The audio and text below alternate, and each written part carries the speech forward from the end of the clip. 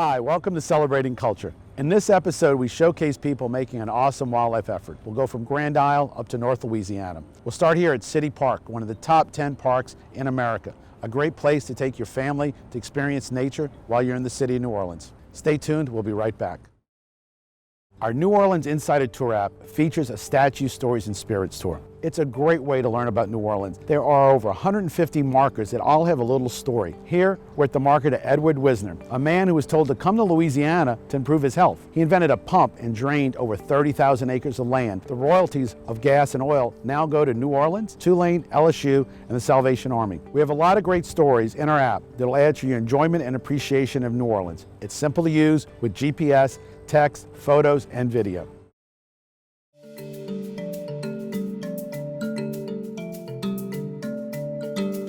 Hi, welcome back to Celebrating Culture. We're here at Audubon Zoo, and I'm with Shimin Saloy, who is the Vice President of Community Affairs for the Audubon Nature Institute.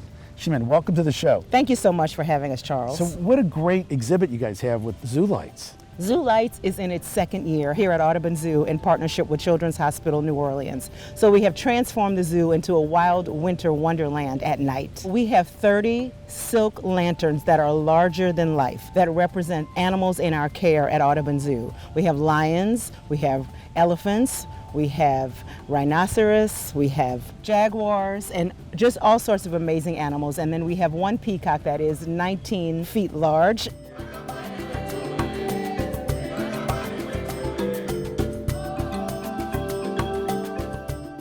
Our elves workshop, and it's so magical there because one, children can color, they can write notes to Children's Hospital patients, and so we're really excited about that. They can write a holiday message to those children, and additionally it snows 3 times a night here at Audubon Zoolights, so there is snow in New Orleans for the holiday season, guaranteed. One of the highlights is our Twinkle Tunnel. It's new this year, and it's 80 linear feet of lights, and it leads you right into Peppermint Path where you can take selfies, you can see oversized snowballs and oversized lollipops. My favorite part of Zoolights, though, is Gumdrop Hop. We have a floor of just lights, and when you jump on them, they light up and change colors, sort of like in the movie Big, where you get to jump around and experience lights and color and sound. It's really fun. Part of the fun at Audubon Zoolights is we have bugs and spiders. So at Bugapalooza, which is one of the features at Zoolights, we're sort of cross-promoting Audubon Insectarium and Butterfly Garden. If you live in Louisiana, bugs are part of our life. Bugs are an everyday part of life, and they are more prevalent than you think. And actually, I think they can be tasty. Bugs are actually delicious and a great source of protein, so when you get to Audubon Butterfly Garden and Insectarium, be sure to taste them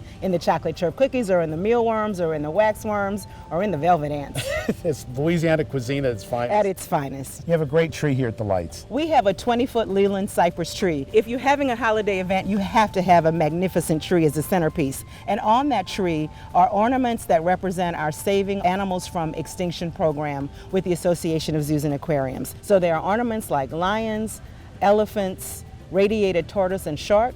And if you go to our Audubon Marketplace, you can buy a lion ornament that will help us save animals from extinction, because Audubon Nature Institute is a conservation organization at its core. Can you tell me more about that core principle of teaching about endangered species? We are thrilled that everything that we're doing here at Zoolights ties into conservation. So when you arrive, you can drop off your old twinkle lights into a bin, and that helps us save lions from extinction with a partnership that we have with Lights for Lions. So we try to weave conservation in everything that we do here.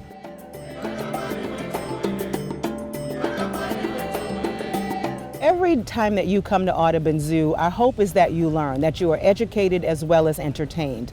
All of our habitats have interpretive graphics that tell you about the species and the animals that you see in our care, what we're doing to save them in the wild. If you come to our education programs, if you come to Zoo Camp or Mardi Gras Camp or Sensory Sundays, we will weave in information about the environment that we are trying to save. We have a campaign to eliminate plastic straws and single-use plastics so that people are aware that we are saving the environment for the future, for our children and our grandchildren and their grandchildren. I understand you had a roving exhibit come here as far as education. We were happy to host Wash the Shore, which is a traveling exhibit that goes across the country. Wash the Shore was an amazing exhibit of how the plastics that we use every day wash up from the ocean into the beaches. We had more than 30 sculptures at Audubon Aquarium of the Americas, here at Audubon Zoo and at Audubon Insectarium and Butterfly Garden.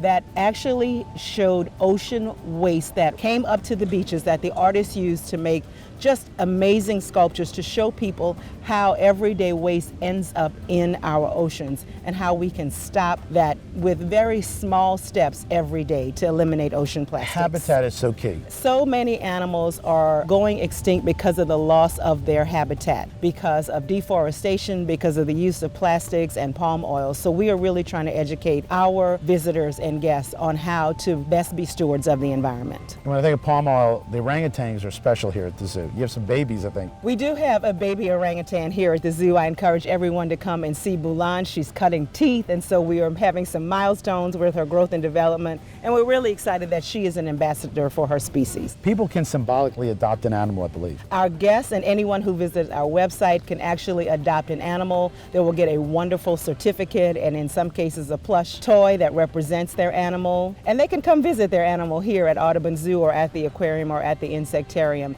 But those donations go to help us save endangered species. Shimon, thank you for being on the show, and thank the zoo for what they've done, not only for the guests here, but for also Children's Hospital. Thank you, Charles. It's been our pleasure. Stay tuned. We'll be right back with more of Celebrating Culture.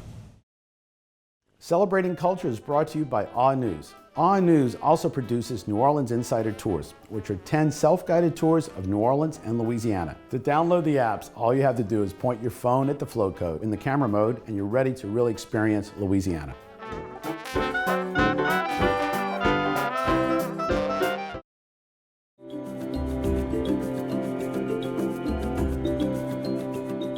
Hi there, welcome back to Celebrating Culture. We're here at the Cabildo with Lieutenant Governor Billy Nungesser.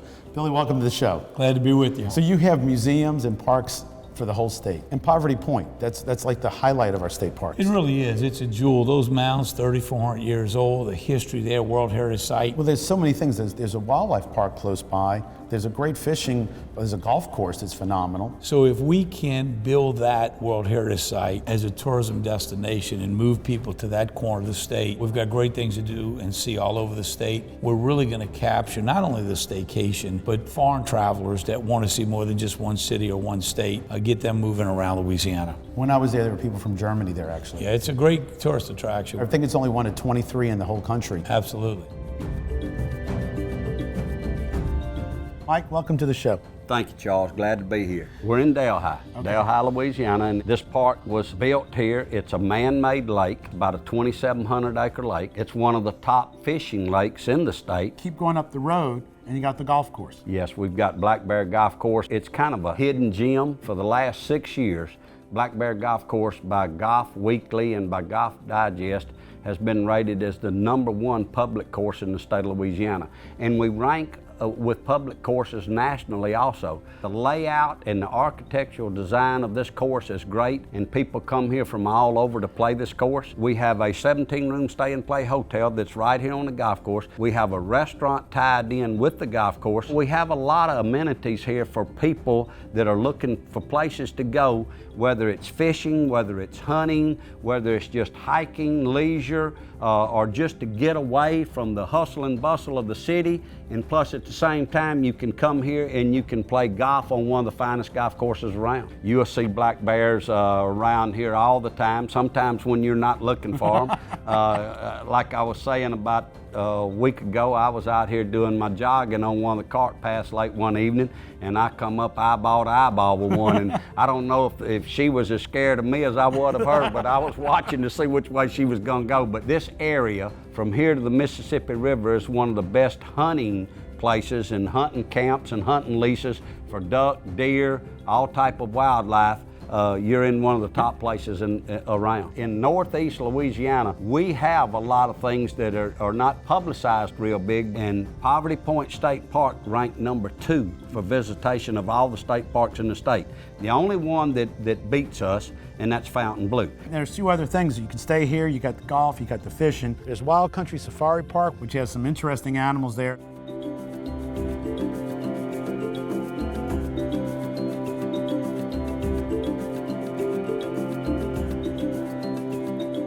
Debbie, great place you're building here. I've been here about a year ago, and it seems like you've done a lot of renovating. Yes, we have. I took over in January. We're painting and renovating and bringing in new animals. So the summer's a great time for tours? Absolutely. The summer is our busiest time. What animals does someone see when they come here? Oh, we have camels and zebras and water buffalo, and we have longhorn There's cattle. some big longhorns. Absolutely. Yes, sir. We're the only drive-through park in Louisiana. We actually can come in and drive through in your own car and feed the animals out the window. We also do tours. We have wagon tours and bus tours where it's a guided tour and we tell you all about the animals. We have a petting zoo that has pygmy goats and sheep. We have Brahma calves and also pigs and potbelly pigs. We have kangaroos, ostrich, and exotic deer. What type of birds do you have here? We have macaws and cockatoos. Everyone interacts with them. Also, you got a great gift store here. So somebody's looking for a Christmas gift or any type of gift, a lot of stuffed animals. We're big into saving the elephants. That's a beautiful elephant painting you got on the wall there. So when you come in the store itself, it's educational. We do a lot of field trips, the school field trips. We make it very educational for them. We tell them all about these animals that most of them would never get to see without coming here. Now I'm also holding an alligator because in Louisiana, it's actually against the law to have an alligator on a leash. I kid you not. That was because a lot of people were tying alligators to fire hydrants several decades ago, and they've never taken that law off the leash. I don't know if you know that. No, I didn't. All right, little known trivia fact when you come here. So if you want to get an alligator on a leash, come here to Wild Country Safari outside of Delhi, Louisiana. They just made a World Heritage Site, I understand. Poverty Point World Heritage Site. That's one of the oldest Native American sites that's in this country. It's hard to believe all the work that went in for about 7 years, everything you have to do through that worldwide committee. Yes, to get accepted into that. It's a big plus because there's only 22 of those sites in the United States. That's right. And that ranks in with the Machu Stonehenge and Grand Canyon. And Everglades. Yes, that's a big addition for this part of the country. Some of the artifacts that have been found there is stuff that come out of places from up north and all different regions of the country. So you knew that was a trading hub from the things and the artifacts that are found there. They have almost like roads. It's a semicircle around the bayou. They built it on a high spot. They're 20 feet above sea level so that the river, if ever overflows, they were protected. And then they got a ceremonial mound there that's huge. The big Thunderbird Mount. We've got a park right here that they don't have to travel from Vicksburg or Monroe or something. They can come stay right here, do all the research that they want to do. Website, anything, if somebody wants to find out more about you, where do they go? You can go to state parks. You can state parks. Yes, Louisiana State Parks. Louisiana State Parks, pull up Poverty Point, pull up Black Bear Golf Course. Black Bear Golf Course. And we have all that on there. And I could see just being here for a few minutes, people had finished playing golf. They had smiles on their faces. They loved it. Somebody said that they think they heard some bears, but they didn't see any. That might have been Don, a golf pro out there, letting them think there were some bears in there. But Mike, I want to thank you for being on the show. It was great. Appreciate meeting you. And a great place. It's a great place to come visit. Bring your family. Our New Orleans Insider Tour app features a Statue Stories and Spirits tour. There are over 150 markers that all have a little story. Download our tour to make your stay in New Orleans extra special.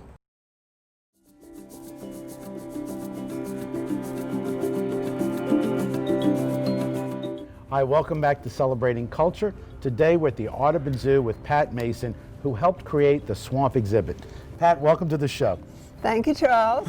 So Pat, we're sitting in the swamp exhibit that was an idea back in the 1970s that you helped fundraise to create. Isn't this beautiful? I think it's absolutely beautiful. I got a call from Ron Foreman, and he had this swamp exhibit he wanted, and he wanted me to be the first development director here. It spans a few acres. Oh, yes, and the environmental impact, and it shows children what our world is like. So it was actually creating a swamp when we used to take away swamps. That's right, and Johnny Hankel said, okay, I'm asking you guys, this is to the whole legislature, to vote to give, to make a part of Uptown a swamp exhibit. Now, we spent a lot of money draining the city. No, it wouldn't be a swamp. We're going to put this back. I think this was also the first original exhibit that the zoo did. What are the animals that are in this exhibit? Well, we have some lovely alligators, which of course everybody loves looking at, and we have 2 bears. I mean, it is a place to really experience Louisiana when you come in here. Oh, it is, and to appreciate how important our environment is. And there's even a dance hall. Well, that's all part of Louisiana, you know. So this is a place where actually people can have parties. Oh, yes, it's wonderful. Well, now the zoo is going on. The elephant exhibit, they opened a new one a few years ago. Yes. They've opened a new lion exhibit. Yes. They now have a thing at Christmas time where they have lights throughout the park of yes. endangered species. Right. And we're in a different era where people are paying so much attention to endangered species. The Yes. zoo complements efforts to educate. Of course, they give the party of all time, the zoo to do. That party is unbelievable. And now it's grown from just a small event, but all the restaurants in New Orleans are there. It was really fun to be part of it, especially the year that it turned some corner and it got to be so hard to get tickets that they were scalping them. And I had people, when I'd be checking out of the grocery, saying, "Can't you please get me some tickets to the zoo to do?" What ended up happening is the next year we expanded the place for the zoo to do. I know my parents loved it because an elephant Yes. would be there where you could see the elephant. Well, Pat, I want to thank you for being on the Well, show. thank you, Charles. Stay tuned. We'll be right back with more of Celebrating Culture.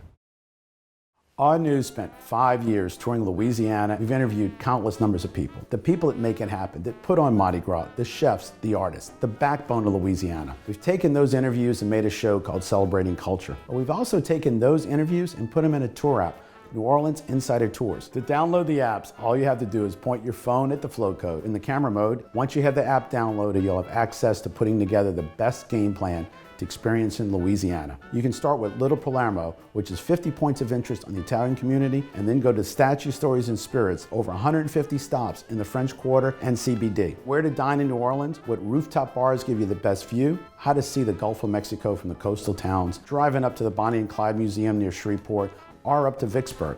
New Orleans and Louisiana are must-see for everyone, and there's so much to see. So we hope you enjoy it, and as we say here, let the good times roll.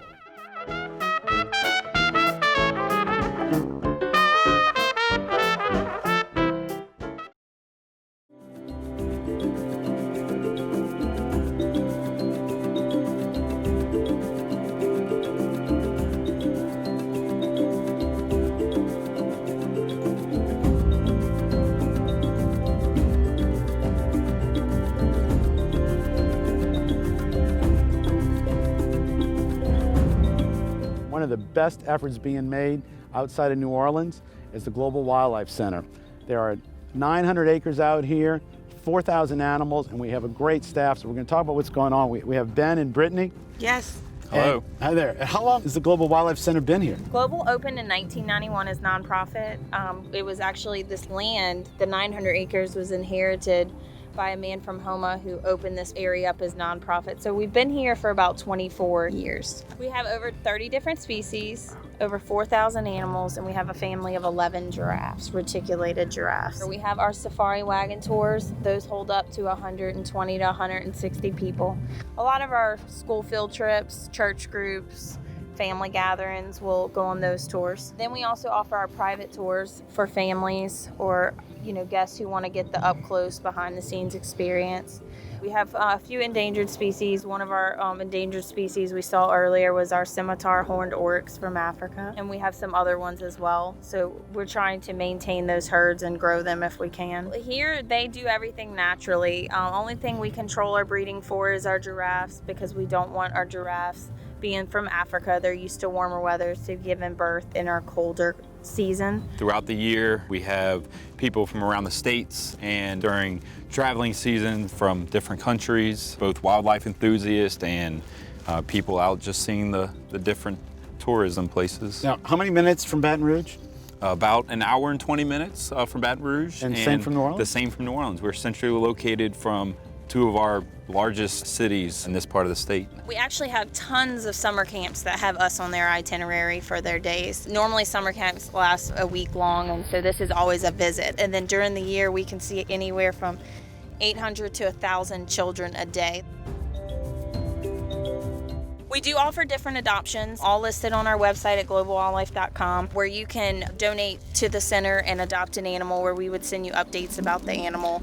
Our animals have tons of space to run around. It's all free roaming. Our animals are never caged or fenced in.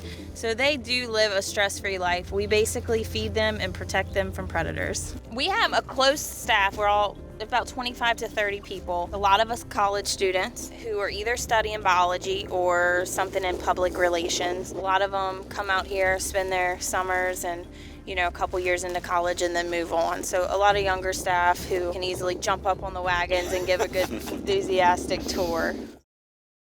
Our New Orleans Insider Tour app features a Statue, Stories, and Spirits tour. It's a great way to learn about New Orleans. There are over 150 markers that all have a little story. Here, we're at the marker to Edward Wisner, a man who was told to come to Louisiana to improve his health. He invented a pump and drained over 30,000 acres of land. The royalties of gas and oil now go to New Orleans, Tulane, LSU, and the Salvation Army. We have a lot of great stories in our app that'll add to your enjoyment and appreciation of New Orleans. It's simple to use with GPS, text, photos, and video.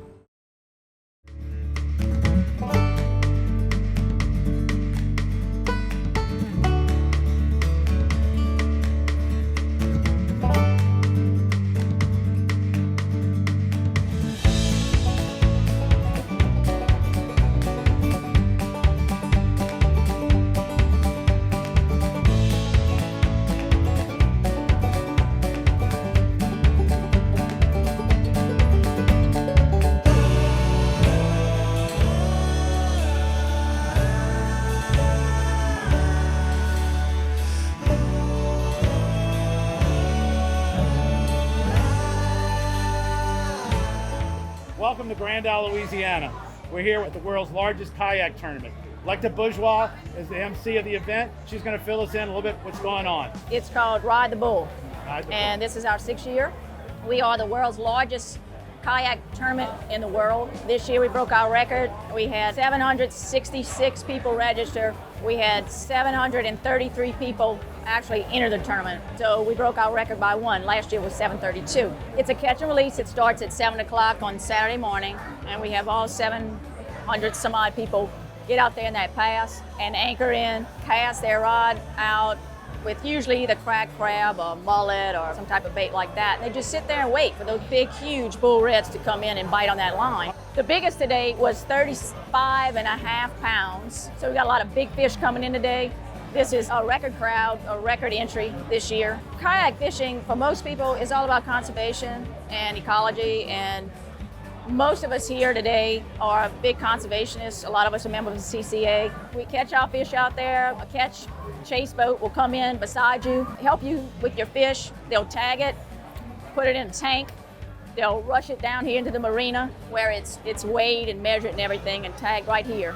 Once they get the weight and everything, they put it right back into the tank, take it right back out, and release it right back into the water. So, I mean, we have 0 fish that are destroyed in this tournament. South Louisiana is always such a resilient place. These people, Cajun people, are known for being so resilient, but particularly here on Grand Isle, I think more so than most, because, I mean, we've been pounded after one storm after another, Katrina, Rita, and then you had the BP spill, okay? This community is a tight-knit community, and we've come back in a way that actually Grand Isle is better than ever, frankly. Right after Katrina, we had a group of residents and camp owners who came together in a small little restaurant in Lafayette and wanted to do something for the community here. That was the advent of an organization called Friends of Grand Isle. We've raised a lot of money to benefit the community. We've secured grants for people that needed help, business places that were affected here on the island. We're just an active organization along with other organizations here on the island. We have a Grand Isle Community Development Team that was formed shortly after Katrina as well.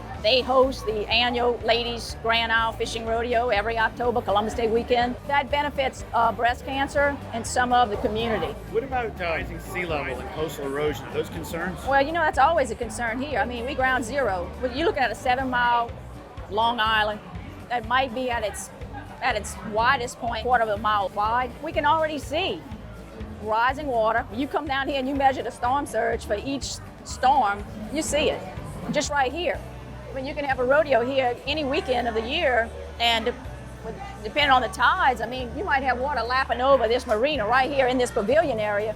Well, you didn't see that years ago, okay? Now today you see it. Then we got erosion that's, a football field, what's the status, the statistics now? It's just, we need to protect our marsh, and that's what protects us, and most importantly, the city of New Orleans. Grand Isle is your first line of defense. I want to thank you guys for making an awesome wildlife effort. Thanks for your time. Well, thanks so much. We invite everybody to come on down. Celebrating Culture is brought to you by Awe News. Awe News also produces New Orleans Insider Tours, which are 10 self-guided tours of New Orleans and Louisiana. To download the apps, all you have to do is point your phone at the flow code in the camera mode, and you're ready to really experience Louisiana.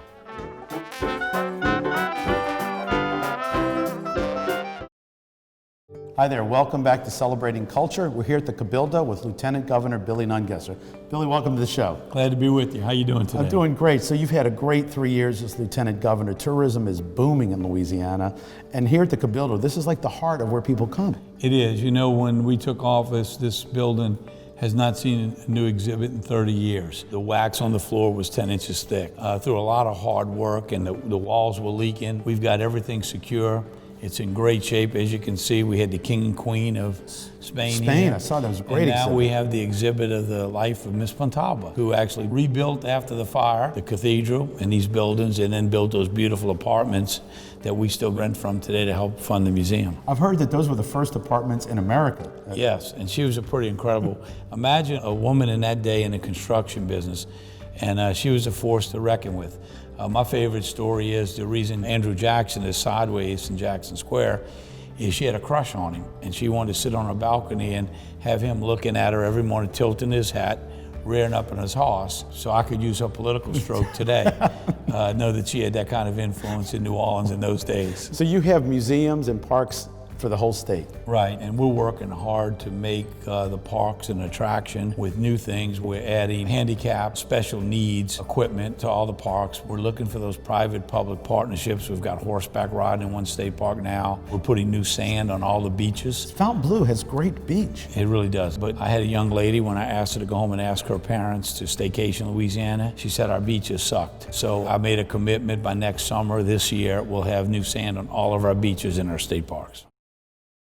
We hope you've enjoyed this episode of Celebrating Culture and are motivated to experience Louisiana's parks and museums. Behind me is the New Orleans Museum of Modern Art, which not only has a great indoor exhibit, but also a wonderful outdoor sculpture garden. Louisiana's theme is Feed Your Soul. I hope you enjoy experiencing Louisiana as much as we do.